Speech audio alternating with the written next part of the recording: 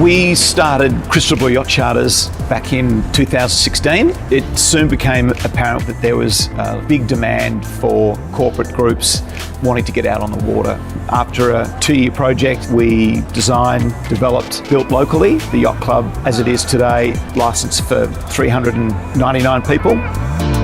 I think what we wanted to do with the Yacht Club is we really wanted to give delegates, professional conference organisers, anyone doing big events, an opportunity to get out on the water in a luxury and safe environment.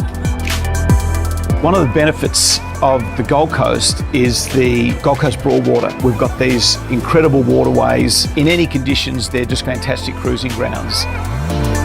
What I love in terms of the feedback we get from the delegates is the wow factor. They're looking at it going, is this what we're really going on? And I still get a buzz out of that with every event that we do.